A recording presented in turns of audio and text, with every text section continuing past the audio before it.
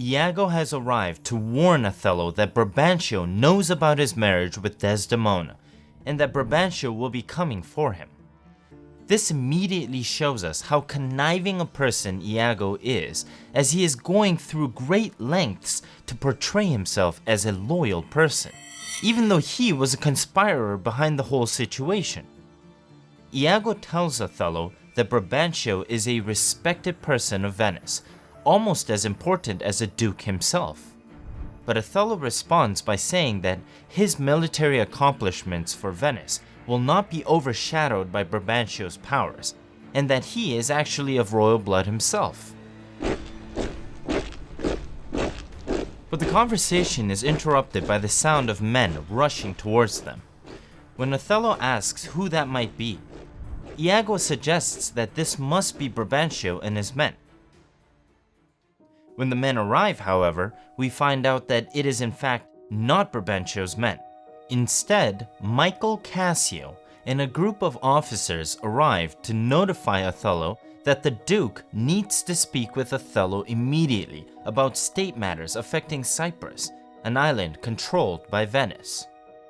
So Othello goes inside his home to prepare to leave immediately. While Othello is getting ready, Iago tells Cassio that Othello got married tonight, but before he can say who Othello got married to, Othello comes back outside his home and is ready to leave.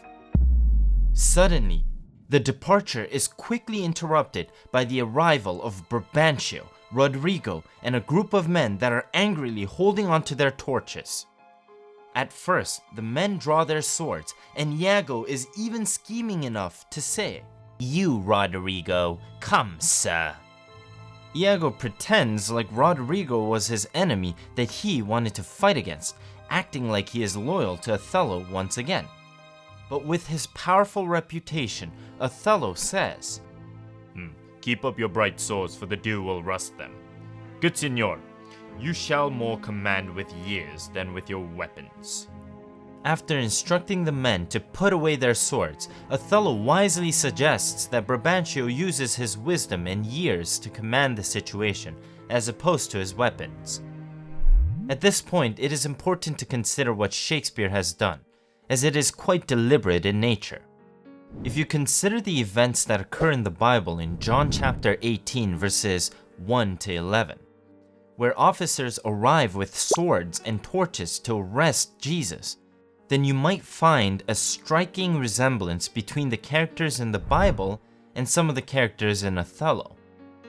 Interestingly, it is one of Jesus' disciples, Judas Iscariot, who betrays Jesus and pretends to be loyal to Jesus in the midst of a fight that might break out. At this moment, Jesus famously says, "Put up thy sword in the sheath."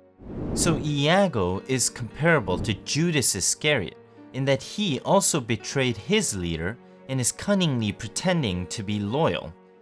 And Othello is given quite some honorable and wise characteristics by responding in a way that likens his qualities, at least for now, to the biblical characteristics of Jesus himself. However, one cannot help but notice that there certainly are differences between why Jesus might have told people to put their swords down and why Othello might have said the same thing. After all, Jesus did not want to put up a fight because he was accepting his fate and because he wanted to become ransom sacrifice, as was already part of a grand plan. However, Othello does not quite seem to be doing the same action in an effort to accept his fate. No, not at all. In fact, he is likely saying this with a certain amount of power and authority, where he is actually trying to control his situation and steer it in a way that is most sound, quite the opposite of accepting one's fate. But despite Othello's rather calm approach, Brabantio lashes out at Othello with accusations. "O thou foul thief, where hast thou stowed my daughter? If she in chains of magic were not bound, whether a maid so tender, fair, and happy, so opposite to marriage that she shunned the wealthy, curled darlings of a nation, would ever have to incur a general mock run for her guardage to the sooty bosom of such a thing as thou, to fear, not to delight. Judge me the world, if it is not gross in sense that thou hast practiced on her with foul charms, abused her delicate youth with drugs or minerals that weakens motion, I'll have it disputed on.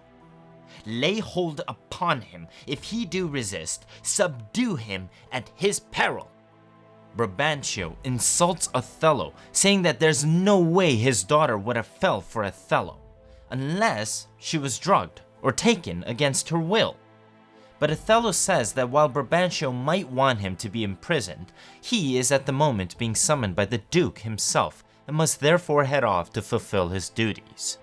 In light of this, Brabantio decides to go with Othello to see the Duke and get to the bottom of the issues that have arisen regarding his daughter, Desdemona.